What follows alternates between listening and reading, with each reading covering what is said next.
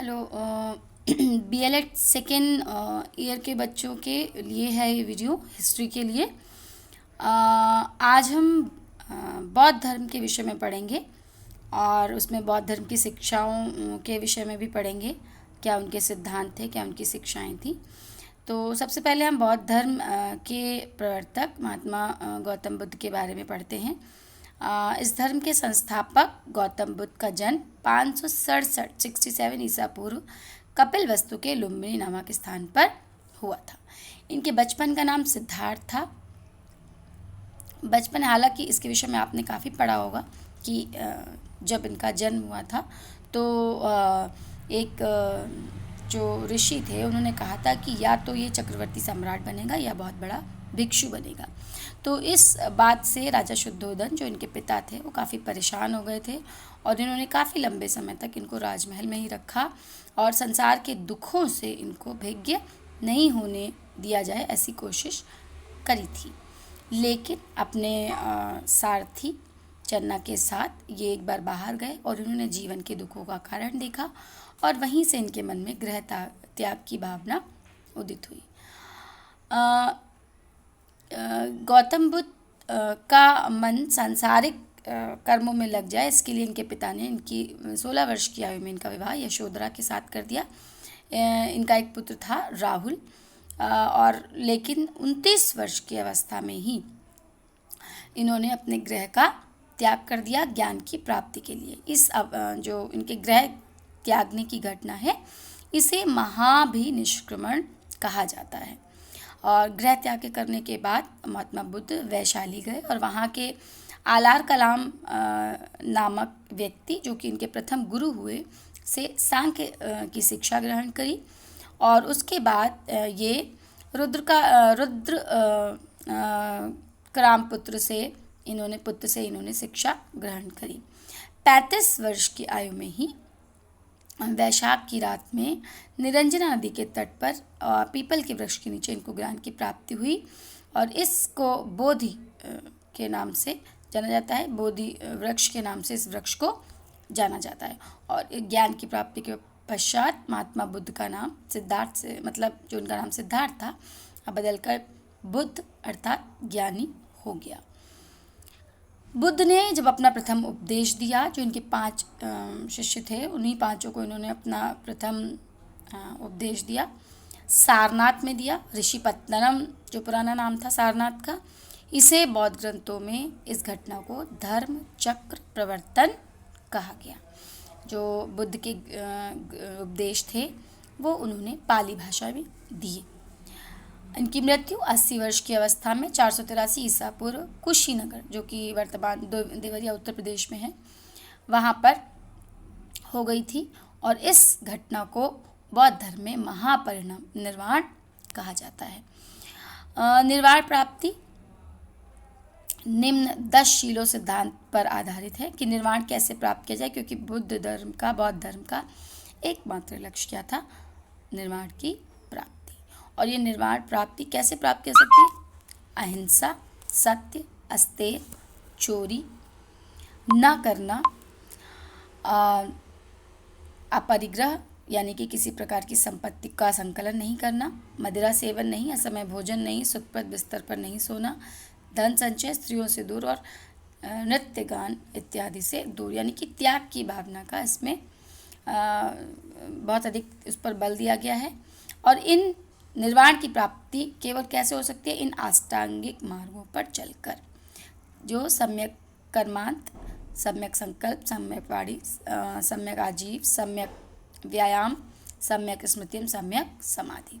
आगे हम डिटेल में इसको पढ़ रहे हैं। जब बुद्ध का महापरिनिर्वाण यानी कि उनकी मृत्यु के पश्चात बौद्ध धर्म की पहली संगीति हुई। संगीति का मतलब होता है एक ऐसी सभा जिसमें किसी धर्म विषय से संबंधित बातें होती हैं और अनेक ज्ञानी उसके बारे में विचार विमर्श करते हैं। तो इसका उद्देश्य क्या था? बुद्ध के वचनों को सुरक्षित रखना। जो प्रथम बौद्ध संगीति हुई उसका यही उद्देश्य था कि जो बुद्ध के विचार हैं उनको सुरक्षित रखा जाए। बौद्ध धर्म के बारे में जो हमें ज्ञान मिलता है त्रिपिटक से मिलता है। अभी आगे हम ग्रंथ के बारे में जब पढ़ाएंगे तो इसको डिटेल बताएंगे इसकी, ठीक है। तार्किक वाद विवाद के से बचने के लिए महात्मा बुद्ध ने स्वयं अपने अनुयायियों से कहा था कि तुम लोग ज़्यादा दिखावा, ज़्यादा बंधनों में मत पड़ना, क्योंकि बंधनों में पड़े हुए जो व्यक्ति होता है वो किसी भी तरह कर्म के बंधन से मुक्त नहीं हो सकता। ठीक। इनके चार आज जो बौद्ध धर्म का मूल आधार है वो चार आर्य सत्य हैं। इस धर्म के सारे सिद्धांत तथा बाद में विकसित सभी दार्शनिक मतभेदों के अनुसार इसके चार मुख्य आधार हैं। वो आधार क्या है? वो आधार हैं कि इस जीवन में दुख है ना, और दुख क्या है? सत्य है। क्षणिक सुखों को मानना अदूरदर्शिता है, और दुख समुदाय दुख का कारण है। क्या दुख समुदाय में क्या है? दुख समुदाय का इसका कारण है, इसका मतलब है कि तृष्णा, इच्छा, इंद्रियों को जो वस्तुएं प्रिय लगती है उनको पाने की इच्छा ही तृष्णा है, और यही दुख का कारण है। दुख निरोध का मतलब क्या है? दुखों से मुक्ति होने के लिए, मुक्ति प्राप्त करने के लिए उसके कारणों का निवारण करना।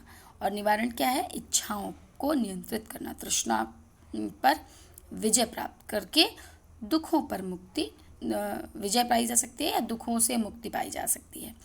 फिर है दुख निरोध प्रतिप्रदा, यानी कि दुख निवारक मार्ग। अर्थात ये निवारक मार्ग कौन? जैसे हमने पहले बताया, अष्टांगिक मार्ग। यही इन दुखों से जो हम छुटकारा पाना चाहते हैं, निर्वाण प्राप्त करना चाहते हैं, तो उसके लिए इन अष्टांगिक मार्गों को अपनाया जाना आवश्यक है। तो बुद्ध ने कहा था कि जन्म भी दुख है, जरा यानी कि वृद्धावस्था भी दुख है, परेशानियां, व्याधियां भी दुख हैं, अप्रिय मिलन भी दुख है, और वियोग भी दुख है। यानी कि संसार में चारों तरफ दुख ही दुख है, सभी वस्तुएं दुखमय हैं। और ये जो अष्टांगिक मार्ग जो हम बता रहे हैं आपको, जो पहले शॉर्ट में बताए थे, उनको देखिए। सम्यक दृष्टि, इसका अर्थ क्या है कि प्रत्येक को समान दृष्टि से देखना। इच्छा के कारण ही संसार में दुख है, इच्छा का परित्याग करना चाहिए। सम्यक संकल्प, विभिन्न प्रकार की लिप्साओं, विलासिताओं से दूर होकर मानव को मानवता के उद्देश्य से, मानवता को प्यार करना और दूसरों को प्रसन्न रखना ही इसका उद्देश्य है जीवन का। सम्यक वचन, मनुष्य को झूठ से, निंदा से, अप्रिय वचन नहीं बोलने चाहिए, और मृदुवाणी का पालन करना चाहिए, मृदुवाणी बोलनी चाहिए। सम्यक कर्म, कर्म कैसे होना चाहिए? अहिंसात्मक, हिंसा से रहित, संयमशील। ठीक है। कर्म, दान, सदाचार, दया, इन सब का समावेश कर्मों में होना चाहिए। सम्यक जीविका, अर्थात ईमानदारी से आदमी को जीना चाहिए, जीवन यापन करना चाहिए। सम्यक प्रयास, इसका तात्पर्य है किसी भी बुरे विचारों से छुटकारा पाने के लिए इंद्रियों पर नियंत्रण करना चाहिए। ठीक है। मानसिक अभ्यास के द्वारा हम इस पर विजय प्राप्त कर सकते हैं। और फिर सम्यक समाधि, सम्यक समाधि का मतलब है ध्यान से ही, ध्यान करना चाहिए, और ध्यान से ही क्योंकि वास्तविक सत्य की प्राप्ति हो सकती है। तो बौद्ध धर्म था वो कर्म के सिद्धांत पर बल देता था। वर्तमान पे जो भी हम कार्य करते हैं, ठीक है, वो कहीं ना कहीं भूतकाल से परिलक्षित होता है, और इस जीवन का जो काम होता है वो अगले जीवन की दशा उसके कर्मों पर निर्भर करती है। यानी कि इन्होंने माना कि जो मनुष्य है वो स्वयं अपने भाग्य का निर्माता है, और अपने कर्मों को भोगने के लिए वो बार बार पृथ्वी पर जन्म लेता है। अगर कोई व्यक्ति एक ही जन्म में किसी भी तरह के पापों को नहीं करता है, अष्टांगिक मार्गों का अनुसरण करता है, तो उसे पुनर्जन्म की प्राप्ति नहीं होगी, अर्थात उसे दुखों से छुटकारा मिल जाएगा। बुद्ध ने ईश्वर के अस्तित्व को न तो स्वीकारा और न ही अस्वीकारा। वो व्यक्ति के कार्यों के विषय में अधिक चिंतित थे। उन्होंने आत्मा के अस्तित्व को भी स्वीकार नहीं किया, कर्म को ही मुख्य माना। इसलिए मूलतः से अनिश्वरवादी सिद्धांतों के नाम से बौद्ध धर्म को अनिश्वरवादी ही माना गया है। ठीक है। इन्होंने कहा सृष्टि का कारण ईश्वर नहीं है, बल्कि कहीं ना कहीं जो है वो कर्म है, मनुष्य के कर्म हैं, और जिसके कारण जन्म आत्मा का नहीं होता बल्कि अनित्य मानव अहंकार का होता है, और इसी के आधार पर मनुष्य के कर्म होते जाते हैं। ये बौद्ध साहित्य की बात करें, जो बुद्ध की जो भी उपदेश है, उनका दिया गया जो भी ज्ञान है, उसे 3 भागों में बांटा गया है। सुत्त पिटक, विनय पिटक, अभिधम्म पिटक, इन साहित्यों में के शिष्यों ने उसको समाहित किया है। सुत्त पिटक, इसके 5 भाग हैं जिसमें धार्मिक संभाषण है, बुद्ध के संवाद संकलित है, ठीक है। जातक कथाएं भी इसी में मिलती हैं जो बुद्ध के जन्म से संबंधित अलग अलग कहानियाँ हैं। विनय पिटक, मोरल स्टोरीज बहुत आपने सुत्त पिटक की सुनी होंगी। विनय पिटक, इसमें भिक्षु और भिक्षुणियों के संग उनके दैनिक जीवन के नियमों का वर्णन किया गया। अभिधम्म पिटक, इसके 7 पार्ट्स हैं, इसमें बुद्ध की दार्शनिक विचारधाराओं का वर्णन प्रश्न और उत्तर के रूप में वर्णित है, ठीक है। दीपवंश और महावंश भी बौद्ध धर्म के ही प्रमुख ग्रंथ हैं जिसमें भारत की राजनीतिक, सामाजिक, दार्शनिक दशा का वर्णन और साथ ही साथ श्रीलंका जहाँ पर इसका प्रचार प्रसार हुआ उसके राजवंशों का वर्णन किया गया है। दोनों ग्रंथ पाली भाषा में लिखे गए हैं और कई सारे मिलिंद पन्हो और नागसेन वगैरह इत्यादि ने बौद्ध दर्शन पर वाद विवाद भी किया है जो कि मिलिंद पन्हो नामक एक ग्रंथ में वर्णित है, ठीक। पहले क्या होता था, बौद्ध संघ में स्त्रियों के प्रवेश लेने पर मनाही थी। बौद्ध संघ में प्रवेश जो है वो एक उत्तम माना जाता था और एक धार्मिक व्यवस्था थी, शिक्षा का एक केंद्र भी कह सकते हैं हम, इसमें एक शक्तिशाली संस्था थी जिसका उद्देश्य था कि बौद्ध मत को लोकप्रिय बनाए। 15 वर्ष से अधिक आयु वाले सभी नागरिक इसमें प्रवेश ले सकते थे, चाहे वो किसी भी जाति धर्म के हों। बस अपराधी, कुष्ठ और रोगी और संक्रामक रोग से पीड़ित लोगों को यहाँ पर प्रवेश नहीं दिया जाता। महिलाओं की यहाँ पर कोई पहले सदस्यता का प्रावधान नहीं था, लेकिन जब गौतमी जो कि महात्मा बुद्ध की धाय माँ थी, उन्होंने जब इस धर्म को अपनाया उसके बाद आनंद और उनके कहने पर संघों में प्रवेश औरतों को मिलने लगा। भिक्षु प्रवेश लेने पर विधिपूर्वक अपना मुंडन कराकर पीले और गेलवे वस्त्रों को पहनते थे और उनसे यह आशा की जाती थी कि वो नित्य बौद्ध धर्म के प्रचार और प्रसार के लिए जाएंगे। केवल वर्षा के 4 जो महीने होते थे उसमें वो बिस्तर लगा निश्चित एक जगह पर बैठकर समाधि लगाते थे, ठीक है। संघ में शिक्षा देने का कार्य भी किया जाता था और इसके विपरीत यहाँ पर जैसे ब्राह्मणवाद में कुछ धर्म विशेष के लोग ही शिक्षा प्राप्त करते थे, बौद्ध धर्म में ऐसा नहीं था। बौद्ध धर्म में किसी भी जाति संप्रदाय के लोग शिक्षा ग्रहण कर सकते थे, इसलिए ये शिक्षा जो है इस प्रकार की शिक्षा समाज में काफ़ी फैल गई थी और इसमें अनुशासन का पालन करना होता था। कठोर अनुशासन था बौद्ध धर्म में भी, उसका पालन करते हुए जो है भिक्षु और भिक्षुणियाँ इसमें रहते थे। और बौद्ध धर्म की जो संगीतियाँ हैं अनुश्रुतियों के माने कि इसमें बौद्ध धर्म में थोड़े समय के बाद कुछ संगीतियों का समितियों का सभाओं का जिसे हम कहेंगे आयोजन किया गया था, जिसमें प्रथम बौद्ध संगीति राजगृह के पास 483 ईस्वी पूर्व में राजगृह के पास सप्तपर्णी गुफा में हुई थी और इसकी अध्यक्षता जो है महाकश्यप ने की थी। 500 बौद्ध भिक्षुओं ने इसमें भाग लिया था और इस समय नरेश कौन था, अजातशत्रु। तो कभी कभी बौद्ध संगीतियों के बारे में पूछते हैं शॉर्ट में एग्जाम में, तो आप इसमें से लेकर लिख सकते हैं।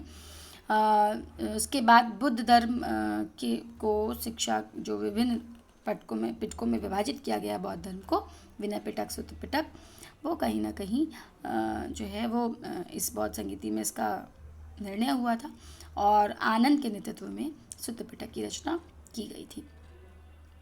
दूसरी बौद्ध संगीति जो है आपसी मतभेद को दूर करने के लिए फिर से हुई, वैशाली में कालाशोक के शासनकाल में हुई और इसमें भी कौशाम्बी और अवंती के कुछ शिष्य मतलब बौद्ध धर्म को मानने वाले आए जिन्होंने बौद्ध की शिक्षा को कहीं ना कहीं प्रतिकूल कर दिया और कुछ कह सकते हैं कि अव्यवस्था हो गई थी, दोनों के बीच में समझौता नहीं हो रहा था, जिससे धीरे धीरे जो बौद्ध समुदाय है वो 2 गुटों में विभाजित भी होने लगा था। फिर तीसरी बौद्ध संगीति का आयोजन मोगलीपुत्र तिस्य की अध्यक्षता में अशोक के शासनकाल में हुआ और इसमें 1000 भिक्षुओं ने भाग भी लिया था।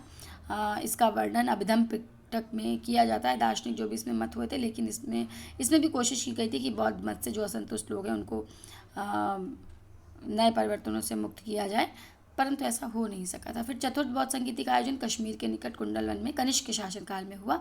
वसुमित्र इस सभा के अध्यक्ष थे, अश्वघोष उपाध्यक्ष थे। तो इसमें भी कहीं ना कहीं दो संप्रदाय एकत्रित हो गए थे, दो बढ़ गए थे, हीनयान और महायान।